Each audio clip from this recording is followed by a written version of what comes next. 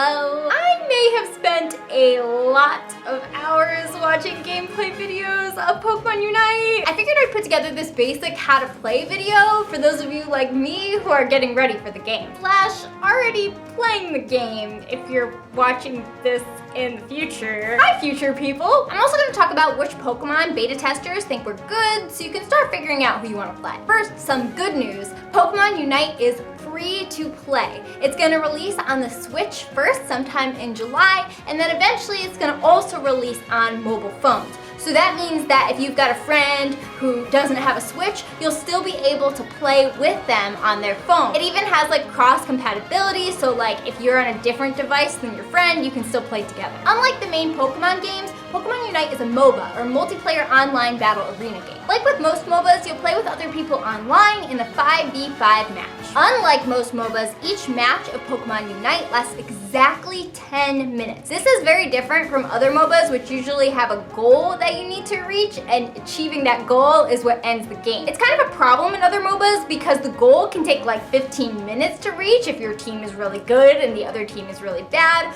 or in situations where both teams are pretty evenly matched, sometimes it can take like an hour. And if you don't know if a game is going to take 15 minutes to play or an hour, that can be a huge problem, especially for kids who might have bedtimes and things like that. So like they might not be able to play for an hour, and then what happens? You know, do they just forfeit the match? That would be awful. But if Pokemon Unite isn't based on achieving a goal, how do you win a match? The map is kind of set up like a circle with two sides, one for each team. There's a top lane and a bottom lane, but unlike most MOBAs, there's no real middle lane. Each side of the map has 5 goals. 2 on the top lane, 2 on the bottom lane, and 1 by the starting spot for each team. If you're familiar with other MOBAs, these goals kind of take the place of towers, but they don't really defend themselves in the same way that towers would. You score points by dunking Unite balls in these goals. You collect Unite balls by defeating wild Pokemon who have the number of Unite balls they're carrying displayed over them. You can also collect Unite balls by defeating other players' Pokemon who will drop some of the Unite balls they're carrying. Defeating other Pokemon also gets you experience, which can help you level up and even potentially evolve. You can carry up to 50 Unite balls at one time, and when you score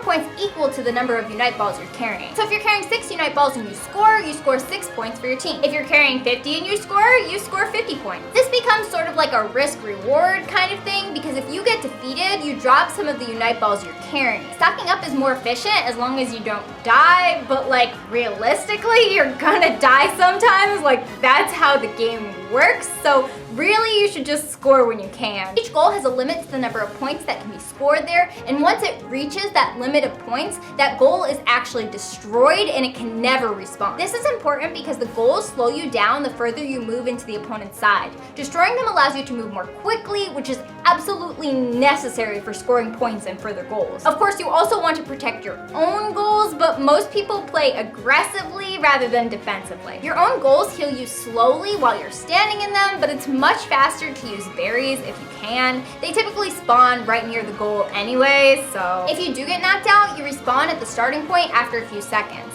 However, at the end of the game, it takes 30 seconds to respawn. Speaking of the end of the game, there are 3 important time-based Pokemon spawns. At about the middle of the game, Dreadnought spawns in the center of the bottom lane, and defeating it gives your entire team shields. Around the same time, Rotom spawns in the center of the top lane. If you defeat it, it'll move towards an enemy goal and help you score points. Things start to get super crazy in the last 2 minutes. Zapdos spawns in the center of the map. Defeating Zapdos can give your team the opportunity to earn a lot of extra points. But if you spend a whole bunch of time fighting Zapdos and don't actually secure the points for it, that time invested in that could lose you the match, so you really need to think about how you want your end game to play out. In addition to Zapdos, the limits for any goals that are still standing in the last 2 minutes are doubled, and the scores for each Unite ball are also doubled. It's a super crazy time where the balance of the game can easily swing one way or the other. Oh, and I should also mention that you don't know how many points are scored during the game. It's tallied up after the timer reaches 0, which makes it even more intense because you don't know who's winning or losing as you're actually playing. We're not entirely sure how they're earned, probably from like doing well in matches and stuff, but there are 3 different reward types in this game. Tickets get you cosmetic items for your trainer. Gems get you Pokemon, and skins, which are basically like costumes for your Pokemon. Coins, though, are the important one because those get you items. Items are held by Pokemon during the game.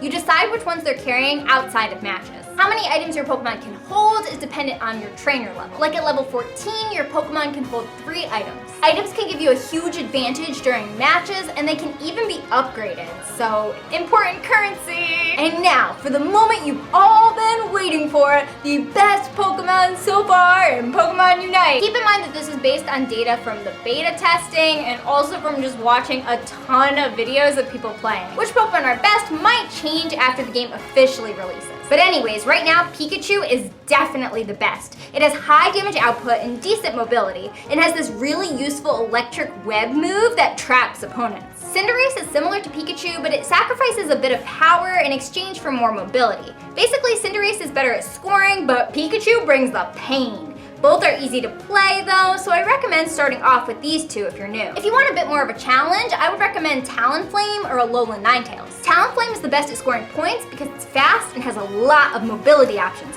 like flying over walls, and it can hit hard enough to make use of its speed and versatility. Alolan Ninetales is technically labeled as an attacker, but it's really like half support.